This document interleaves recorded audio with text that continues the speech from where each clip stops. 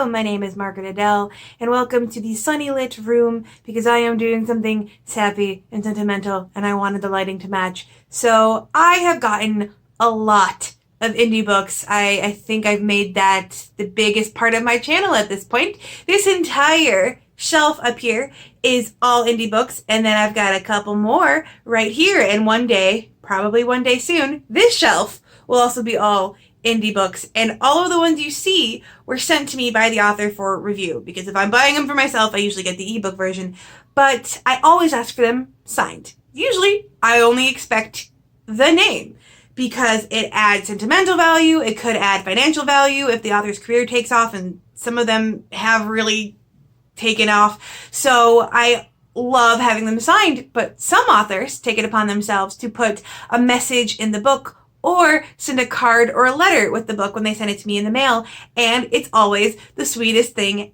ever. So I thought for Indie April, I would take a moment to look through some of my favorite messages that I've gotten from an author.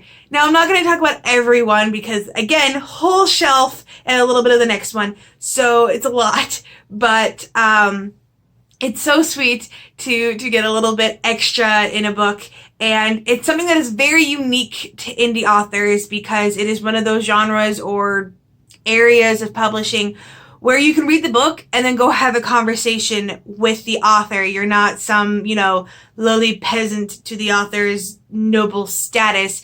And I love that. I love getting to talk to all of them. I love getting to have a relationship. I've made some very good friends. So let's jump right in. I'm going to do a couple of the ones that were sent to me written in the book, and then we'll go into some of the more loose messages that were sent with the book. Now, first up is Radiant Souls by Lene H. This is one of my first, if not my very first, indie poetry book. I actually managed to get a copy of this in my library. I was super proud of that. I met the poet on Twitter from a shared love of Evie from the Mummy franchise, and we just hit it off. So when I found out that she had a poetry collection coming out, I believe this is her second, I was like, hey, you want a review? Let me know. And so her message in the front of this book, right here, ta-da-da, reads, "Thank you for the lovely support. I hope the words in this book will bring you joy and warmth. You have such a wonderful spirit about you. I wish you all the luck and blessings in your endeavors. Love." I believe that is an L. But we have right there a lovely heart. And this is an adorable poetry book. It's different from a lot of modern poetry in that while it's still in that classic style, like all of the books have lowercase, there's no uppercase in it. I love how uplifting it is and how it's supposed to be like hopeful, and it's not as depressing as a lot of modern poetry tends to be. There's also some poems meant for non-binary readers, which I love. And so the message in the front really matches that. And I love the phrase wonderful spirit. That's just so cute. So that's a little bit sappier. So let's move on to a funnier one here real quick. The next message I want to talk about is the one from GM Nair in Decadent Diuretics for Hire. This is a satire about portal hopping through dimensions, essentially, and it's very silly, very like tongue-in-cheek marketing. The back has all of these like fake reviews on it, like who are you? How did you get into my office? Neil Gaiman, if asked about this book, probably. So in the front, when I asked him to sign it, because I was asked to sign it, it says, "Margaret, hope you like the book. Sorry for vandalizing your copy." of GM. So I don't consider it vandalizing. I love it, but I thought it was funny that that's how he referred to it as, but I didn't expect any different. Next up is a new book I haven't reviewed yet, but I'm super excited, and that is Dakini by E.J. Fish. This was sent to me like literally a day ago, but I had to show you this. I don't even know if you can see just how fantastic that handwriting is. Like, what? So it says, "Margaret, from one sucker for space opera to another, thank you for your support of indie authors."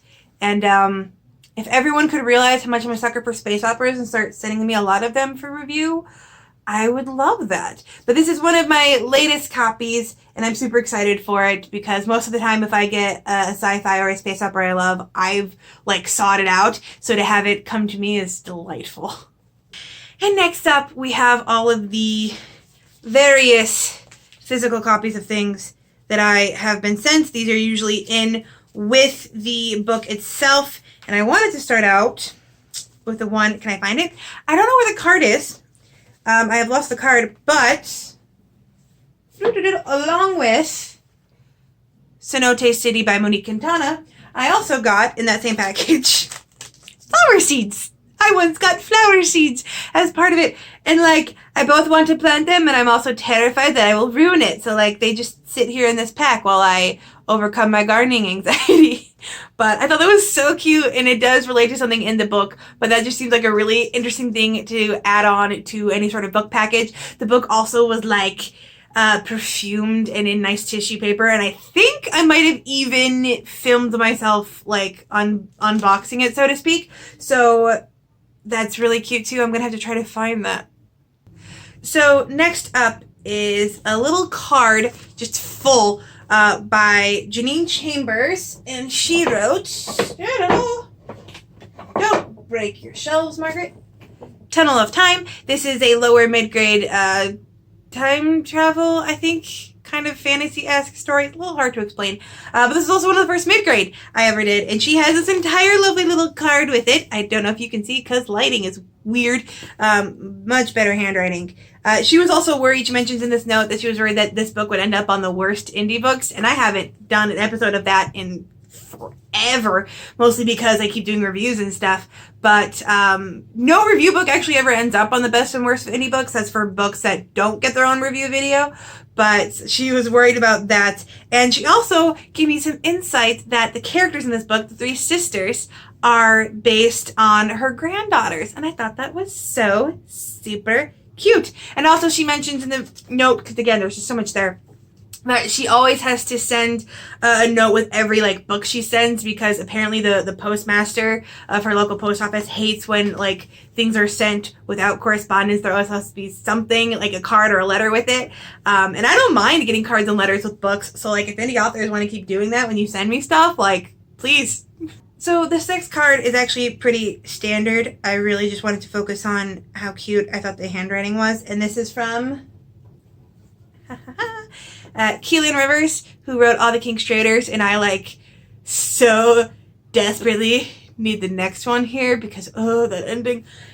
So she sent a little card, and it just says, "Thank you for taking the time to read All the King's Traders. I hope you enjoy it." But like, I just love the handwriting, and I love how like I don't know. There's just something about it that I really like. It's just another little embossed thank you card. I wonder if like indie authors have to really invest in that, because like that seems like a lot.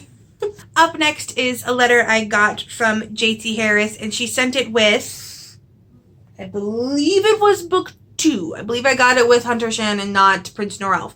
But she actually sent me this one and then another one, the first book to give away. And it was my first giveaway, and it was so cute. And I got this little letter, and I won't read the entire thing because it's a little bit long.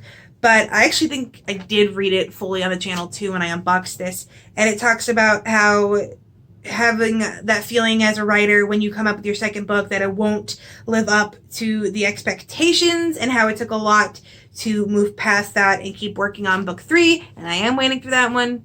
FYI, JT. So she also mentioned that she loved my YouTube videos. And like, I know that's probably just pandering because I'm reviewing their books, but I don't mind. You can keep pandering to me and saying how much you love my channel. That's fine.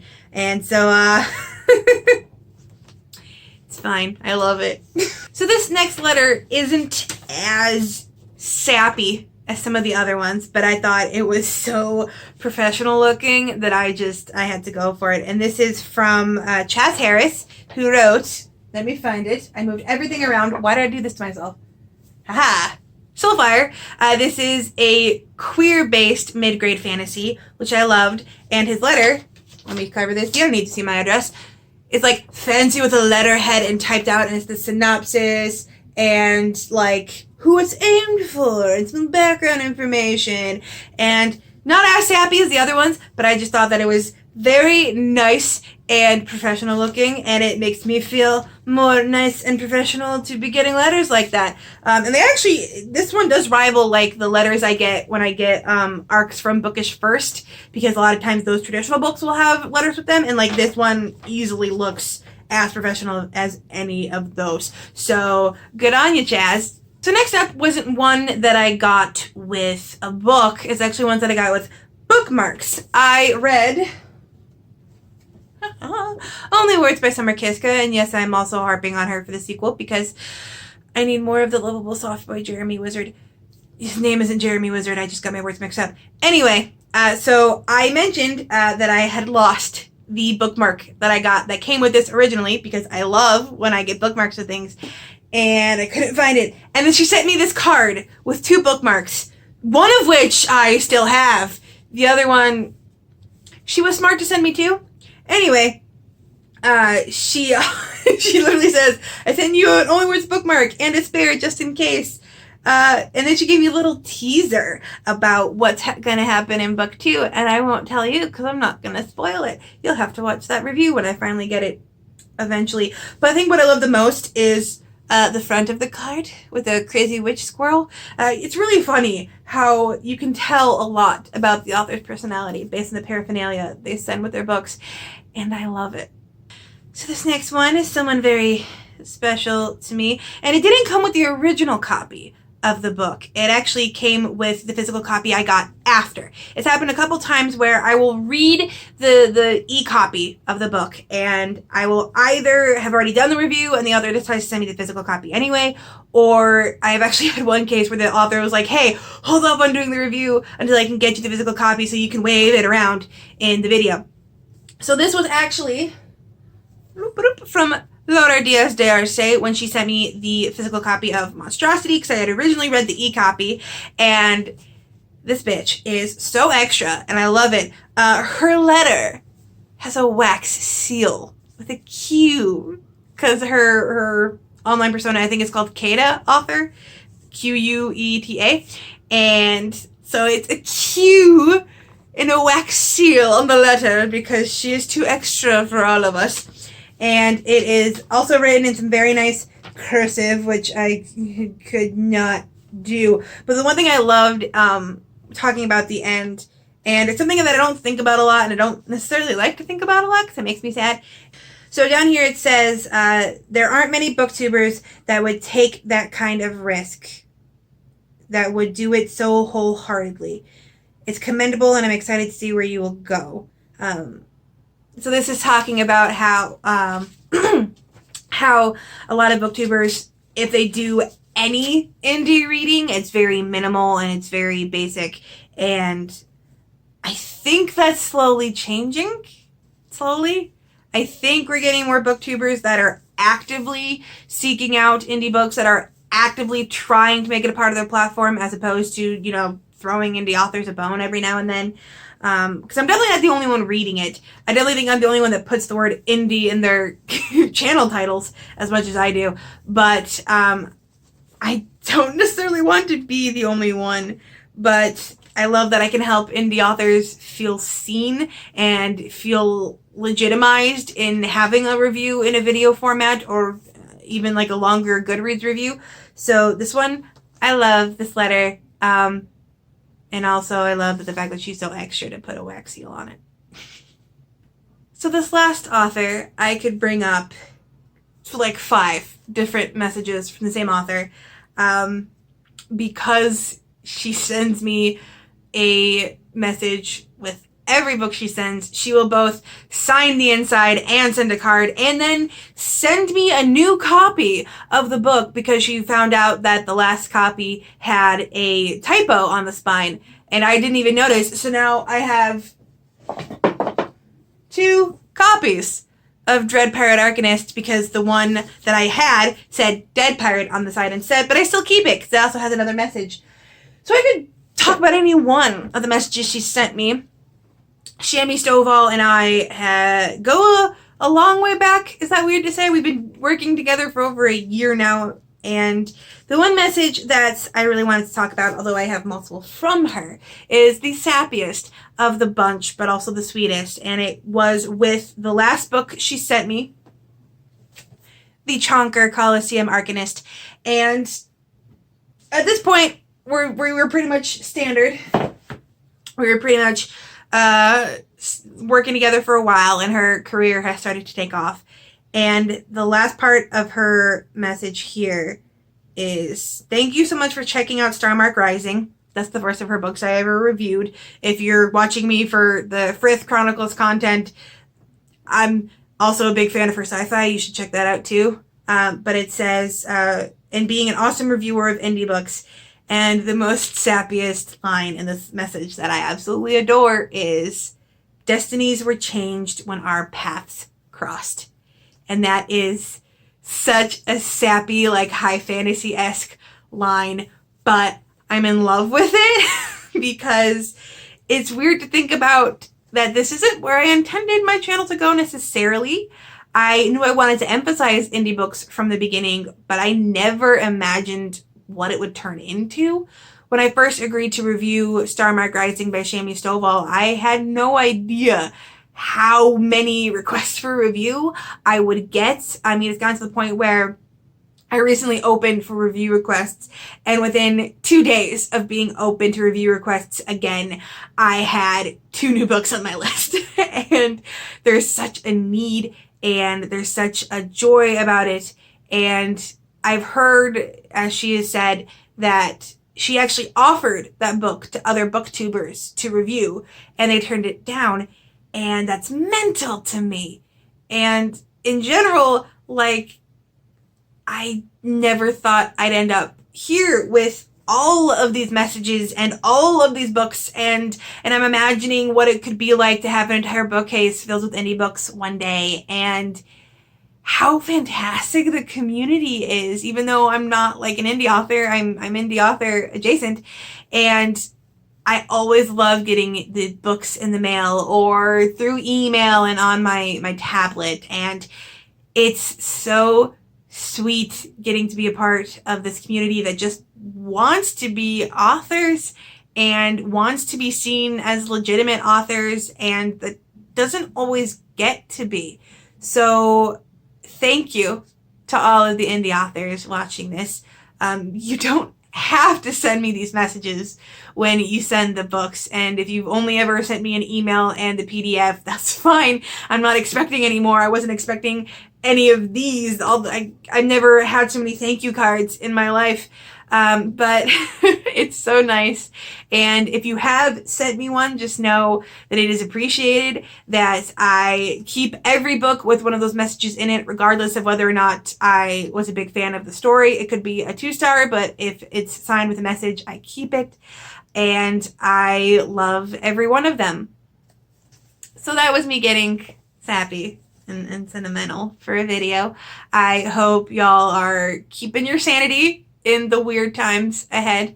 And I hope y'all are reading a lot of indie books, because it is Indie April, and let's be honest, we could all use the joy that indie books can bring. I've got a lot of reviews coming up. I'm reading exclusively indie this month, or at least as close as my, addled brain can get there.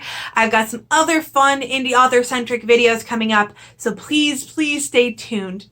And with nothing else to say, I hope you have a wonderful day and a marvelous tomorrow.